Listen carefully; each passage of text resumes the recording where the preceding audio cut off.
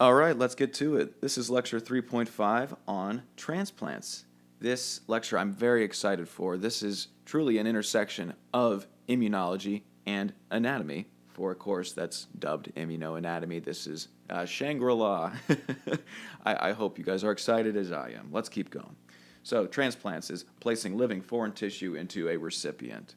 The immune system, all we've talked about, is how much it fights non-self. So, if I'm taking a kidney, putting it inside my body, and it's a kidney, that's not mine.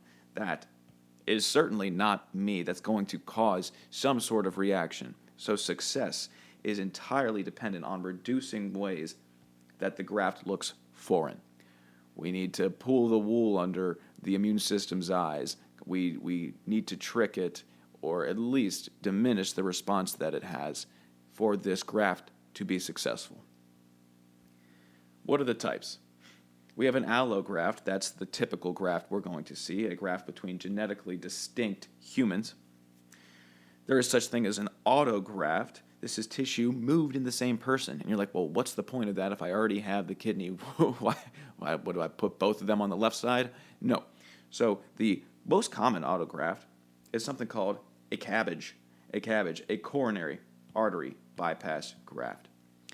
Sometimes the vessels that supply your heart can get clogged, and that's, very bad if the organ that is pumping your blood is losing blood supply. So what happens is we have a big old clog in the vessel that's supplying my heart, and what we do is the cabbage. We make a bypass over the clog. So I take a big chunk of one of the biggest veins of my body, the great saphenous vein, and I build a detour over the clog. So that way, the bottom of my heart or anything downfield of the clog can receive adequate perfusion. Another cool example is a type is an isograft. So the iso means same. So this is between twins. This is obviously pretty rare, but it is a cool concept that we'll talk about at the end of the video here. And then we have xenografts, which is a cool concept as well, between species. So, for example, pig hearts are highly similar to human hearts. I don't think there's been a successful one just yet. It's definitely not commonplace that we do this by any means. But maybe someday in the future we'll be using pig hearts for transplants more often. Who's to say? That's just the name for it. But first things first, we need to make sure we are ABO compatible. We need to match blood types. I'm not going to make you guys do full-on blood charts, but we should understand the concept at play here. When I say someone is type A, they have A antigens hanging off of their red blood cells. When I say someone is type B, they have B antigens hanging off of their red blood cells. And when they're type AB, they have both hanging off of their red blood cells. So you're like, what is type O? Type O, you have none. You don't have any of those AB antigens hanging off of your red blood cells. So folks like this have anti-A and anti-B antibodies floating around, since that's not part of their self-profile. If you're type O, the A antigen is something that's scary to you, just like the B antigen is as well. So, this is kind of how I like to think about it. Here is a type AB red blood cell. This is cartoony and a simplification of things. We're not worrying about plus or minus here, but this is how you can think of it. A AB person has AB antigens hanging off of their red blood cell. Let's go ahead. So this is a red blood cell.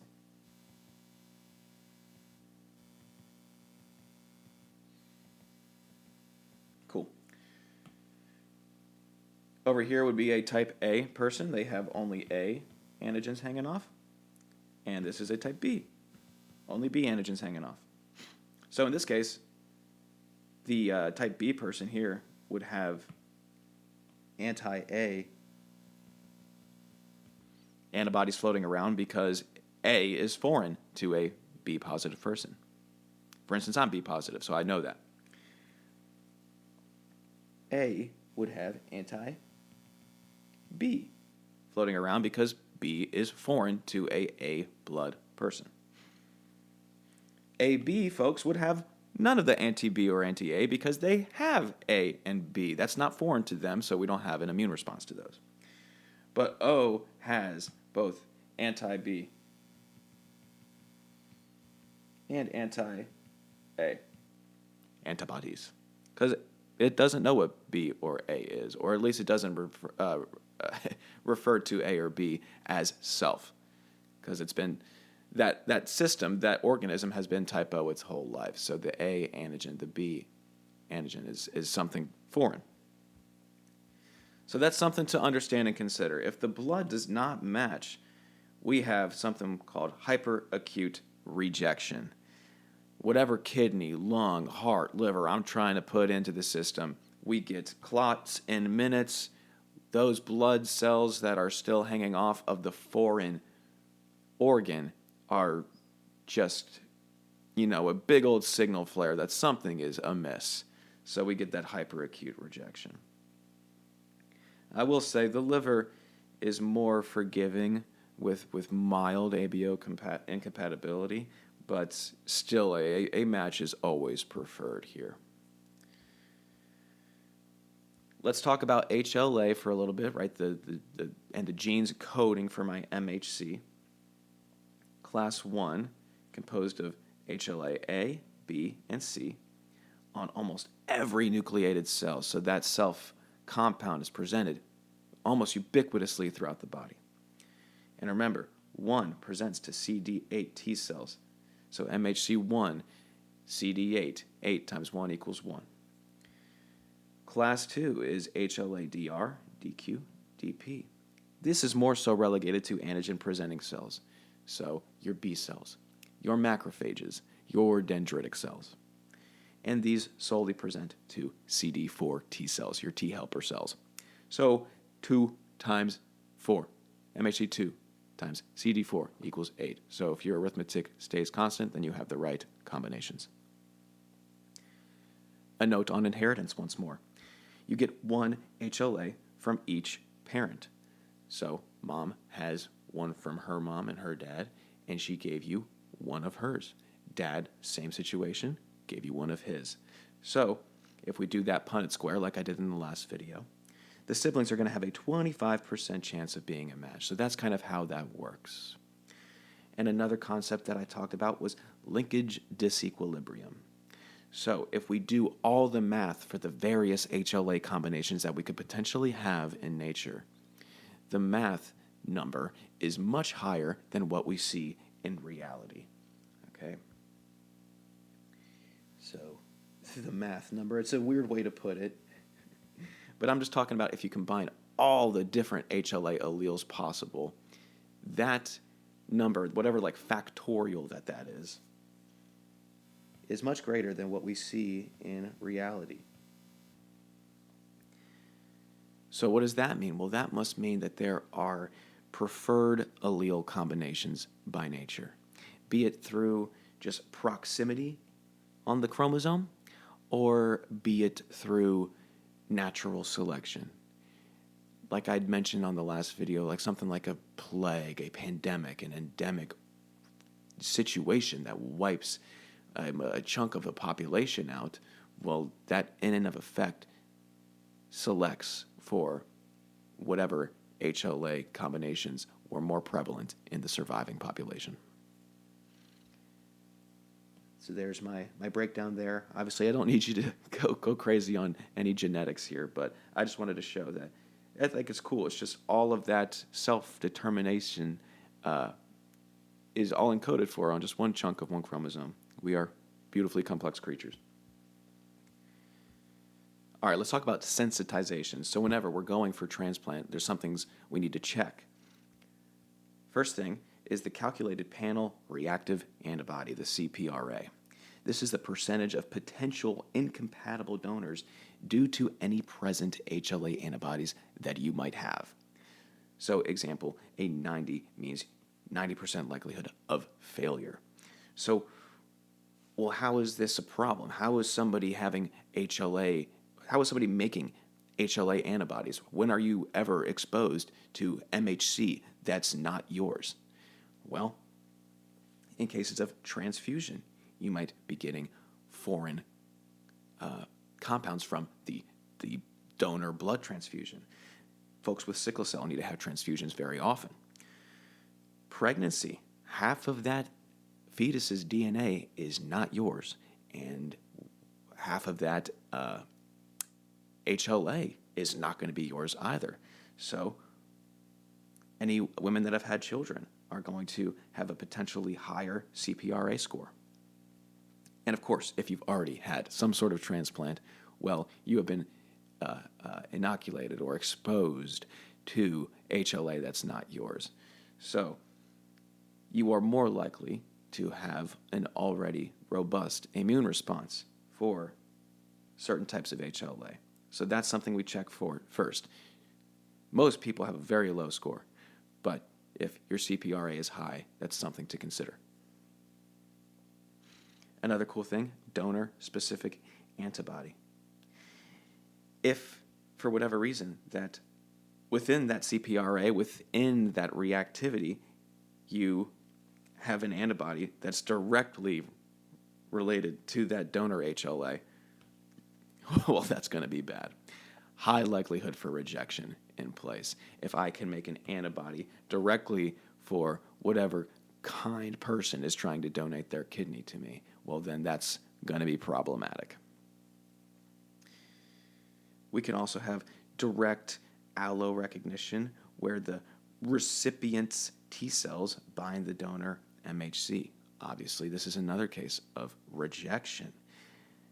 If those T cells are really good at doing their job, they're going to know that that MHC is not yours or that kidney is not yours, and that will cause a full-on immune response. Acute cellular rejection can follow.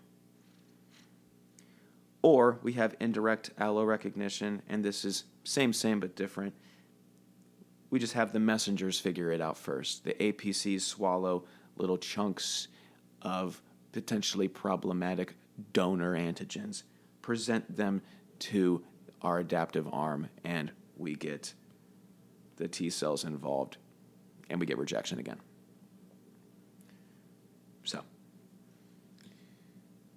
yeah, there we go. So, yeah, a large fraction of the T cells will respond to donor MHC. So, again, this is an idea that we need to match as best as we can. We need to put the guise of this, that this tissue is fine. Just have your immune system trust that we know better. It's not going to be easy, but there's ways around this. Rejection timeline. I already talked about hyperacute. This is mostly due to ABO. So if I didn't match my blood types correctly, that's going to be a bad outcome. If I already have an antibody against that specific HLA that the donor has, that's going to be a problem.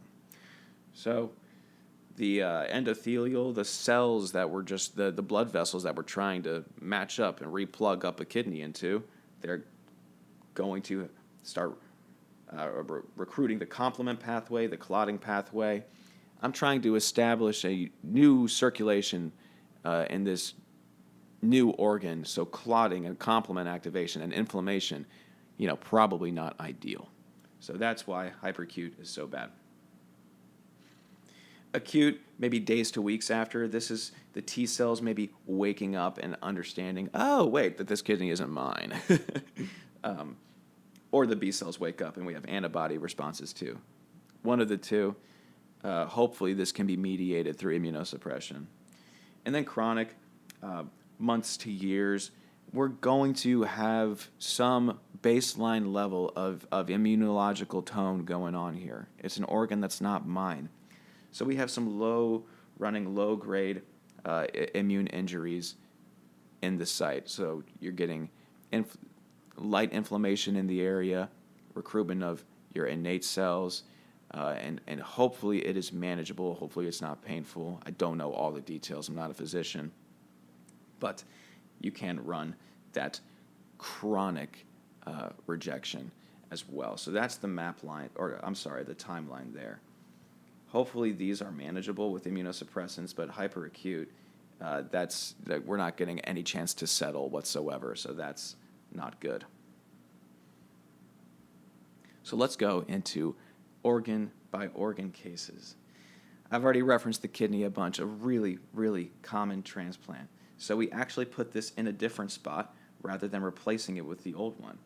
We stuff it into the iliac fossa here, so on like the inside of your hip area, and then we hook it up to the common iliac artery and vein. Pretty cool. The reason we do this, though, it's way easier to biopsy and monitor here. I don't have to go all the way into my retroperitoneal cavity. It's much easier to scan and see here. So, God forbid rejection occurs, we can catch that very early. The kidneys are also very highly vascular. I like to call them the body's Brita filter. Right? Their whole point is to filter the blood to create urine. Okay? So any of these endothelial injuries, if rejection or inflammation is occurring, that will show up as loss in filtration. So kidney function can really be tracked through simple labs, through my urine concentration, or through different ion concentration and pH pH balances in my blood, all a function of kidney output. So if I see something wrong with those, well, then I know the transplant might be a little wanky. All right. So it's noticed earlier than in other organs. So HLA matching matters heavily in kidneys. The graft is going to last much longer with a better match because this is where a lot of blood is flowing into. So we have a high risk of one of my immune cells getting privy to the fact that this kidney is not mine. The liver, this one is super cool. Okay, so the unique biology of the liver. It constantly receives gut antigens via the portal system. So if you haven't had anatomy, a brief overview. So this is my liver, and it receives a bunch of blood from the gut via this vein. This is called my portal vein, my hepatic portal vein. All you need to know is this vein is the ultimate drainage of all of the venous blood of my gut. So of my stomach, my small intestine, my large intestine, and all of the stuff involved with diet, with digestion. We have a checkpoint in place. After I've digested all of that, or while I'm gaining all the nutrients from that diet, from that digestion, it doesn't go directly to the heart. It goes into the blood, but it goes through this portal vein first and passes through the liver. So we have another filter here. This is more so for food, though. We need to make sure that anything that I ate doesn't need to be detoxified. So that's what the liver does for us. It's a check that all of the nutrients I have absorbed in my gut, do any of them need to be broken down? Are any of them toxic? So, right, the best example is alcohol, having a beer. Those ethanol groups are toxic. The liver needs to, after the small intestine has absorbed what little nutrients are in there, it goes through up in here, and the liver needs to do some organic chemistry and turn those groups into something that the body doesn't deem toxic. Then the blood can leave, and all of the nutrients from my diet can go to the heart. So that's the idea of the liver's portal system. So with that being said, the immune environment of the liver needs to be rather tolerant. Okay? It's getting all of the nutrients and fuel that the gut has siphoned out of your diet. So if it was easily stimulated immunologically, well, food antigens and gut microbes would be constantly attacked. So be it through T regulatory cells or through some other immunosuppressive signals, the liver is more tolerant because of all of the dietary associated antigens that it comes in contact with. Okay, another concept here, we have large sinusoidal capillaries, so they're very open and spacey, and we have abundant Kupffer cells, which was the resident macrophage of the liver. So those sinusoidal capillaries give us slow blood flow, and our Kupffer cells are efficient janitors. So with this, that's going to have a dampened immune response. If my macrophages are getting stuff out quick and easy, then we have less stuff floating around that can cause a problem. And if the blood flow is slow and not bringing in as many fighters, that will also have cause less of an immune response. Some things to consider. Less dependent on HLA matching than kidneys. Do we want a best match possible? Absolutely. We have wiggle room with the liver. Again, I don't know the whole deal and how important that is in the clinic, but I have seen that HLA matching is less important. Even successful with a partial HBO mismatch, I don't know. Again, not a physician, but I still would not want to do that. I feel like that's just asking for trouble. So rejection often occurs at the bile ducts and portal triads rather than the liver cells themselves. So that's just where all those tubes are connecting. That's where that lining up of the plugs is taking place. So that makes sense. So because of this tolerogenic, regenerative properties, this is the most forgiving transplant. If you have to get a transplant, the liver is the way to go.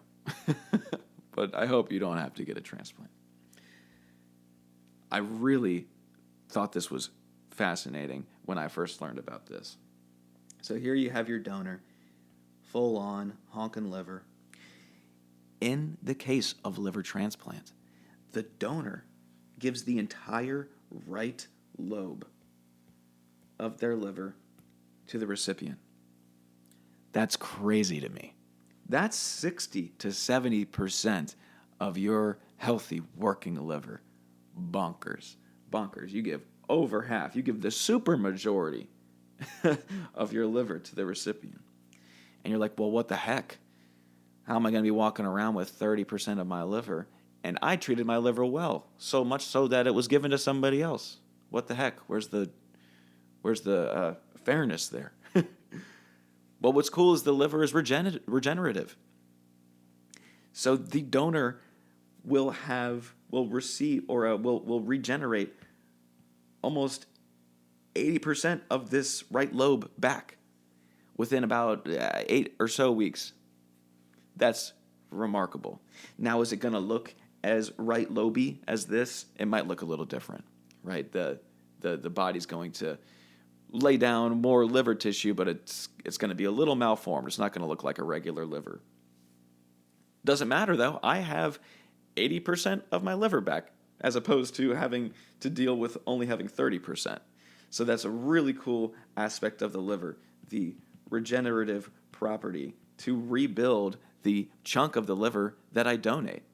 It's remarkable, absolutely cool. I wish we could figure out a way to confer this regenerative capability to the rest of our organs.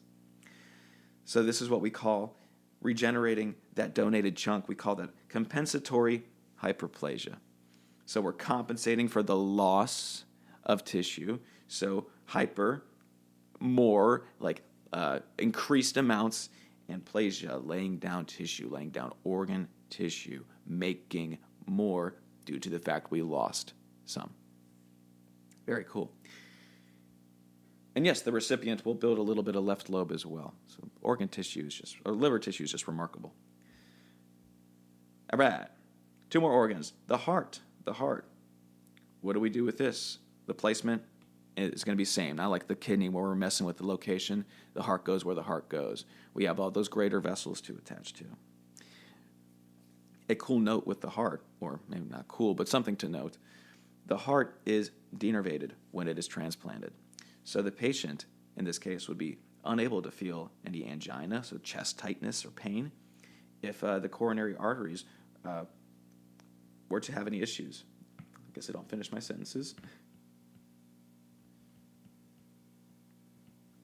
Okay, so that's really important in patients that, maybe have chronic angina or maybe are at risk for any coronary artery diseases. If we can't feel chest tightness or pain or anything in that region, well, that's mighty bad. So the main risk due to that chronic immune injury is those vessels potentially getting corrupted and us having no sensory knowledge of the fact. Another idea here is, well, if I don't have that sympathetic, parasympathetic innervation there, how does my heart rate know to increase with exercise or with stimulus in general? And you are more so at the burden of your catecholamines and your endocrine system cranking out those molecules to hopefully get to your heart, to tell that heart rate to increase for tachycardia. So we have that diminished vagal response now because of that deinnervation. Because of this deinnervation as well, the rejection and any vasculopathies, any diseases with the blood vessels must be monitored rather than depending on their complaints. That's the big thing with heart transplants. Yes, you are probably going in for regular checkups anyways, but we need to be extra vigilant on any type of those coronary diseases because the patient is really unable to report any feelings of discomfort, I guess, on the coronary front. So we're not as tolerant as the liver. And with many of these transplants, we're going to see this concept of lifelong immunosuppression. Despite all the matching we can do, you are going to need to tell the immune system to calm down. All I've talked about this class is just how powerful the response is and how good it is at detecting things that aren't us. So when I was looking into this, I was like, well, then what's the dang point? I just talked about ABO matching. I just talked about HLA matching. I did a whole lecture on MHC just one video ago. So if we did all that work, if my sibling gave me a dang kidney, why do I need immunosuppressants if I've done all the matching possible? And unfortunately, it's just not the whole picture. You do have some things. So if you have MHC, that's your major histocompatibility proteins. You also have minor histocompatibility proteins. So just other little notes that this tissue doesn't belong to you. It's not a one-to-one genetic match. So your immune system is really smart, and it's going to figure that out at a certain point. But what if I could have a one-to-one genetic match? Boom. The isograft.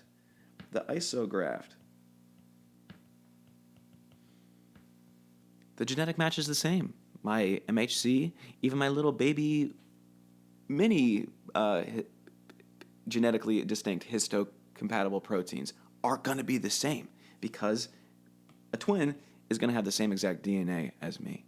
So this is the case. I don't know for certain. I don't have a case study for you, but I would imagine the immunosuppressants here would be at a much, much lower rate because that kidney is literally the same genetically produced kidney that the donor had. So that's one example for you there. But other than that, we are on immunosuppressive compounds for the remainder of our days following a transplant. Last but not least, the lungs. So obviously, much of the lung has air-exposed surfaces. That's what the lung does. It helps us breathe oxygen, breathe in air. So it is in constant contact with environmental antigens, pathogens, pollutants. Just think of any lower respiratory infection. It is constantly inundated with things from the outside world, any aerosols, any compounds floating around in the air. You can have a single lung transplant or even a double, and I think the double's more common these days, which is wild to me. So we basically just plug and play, pop out the bad one, and then plug in the new one. This is your pulmonary artery right here that connects on into the heart. I will say, you also have another blood supply to the lungs, the bronchial arteries, and those are usually hanging out on the bronchi, and then they can kind of go and supply the outer surface of the lung as well. But I want to note that those bronchial arteries are not routinely connected. So why not? Well, we tried going in there and connecting the bronchial arteries. They're just a lot smaller than these big honking great vessels here. So it's a lot of work, like just mechanically. There you go, good word. So that's more time in the procedure room, more time in the OR, more risk.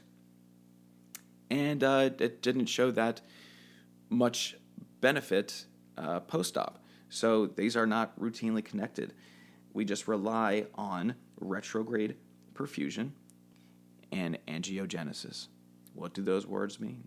Well, hopefully, all the blood that my heart is popping out here, the idea is that it will diffuse to the areas that the bronchial arteries would have supplied.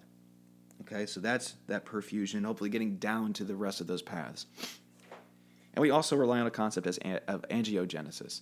Angio means blood vessels, genesis, to create, the creation of new blood vessels. Hopefully we lay down new networks that supply that region that we didn't reconnect vasculature to. But there are some things to consider. So with ischemia, that's decreased oxygen to a tissue. That makes a tissue angry. That's going to cause inflammation. Not good. We, as lung tissue, are constantly exposed to environmental compounds. So this organ, it's immensely immunologically robust. It has to be. Think about all of the respiratory infections possible. Think about all the pollen. Think about all the dust and debris you run the risk of inhaling. You need to have a robust immune system here. So because of this, we have the highest rates of infection, rejection. Because, both rejection and infection among all the organ transplants, because of the robust immune system presence here. It's a air sac completely exposed to the outside world. There needs to be good immune defenses in place. So because of this transplant process is going to disturb those good immune defenses, so there's going to be problems. You can have something called bronchiolitis obliterans occurring in chronic rejection, and that's just constant recruitment of those immune responses, eventually scarring and narrowing the airways. So lung transplant, we're getting way better at it, especially since double transplant is more common these days. But it is definitely the hardest to trick the immune system because of how exposed that respiratory mucosal tissue is to the outside world. You have a good immune response there, which is detrimental in terms of transplantation. All right, so that's everything today, guys. I hope that was interesting. I love that topic. Thank you for your continued attention, and I hope you have a wonderful day.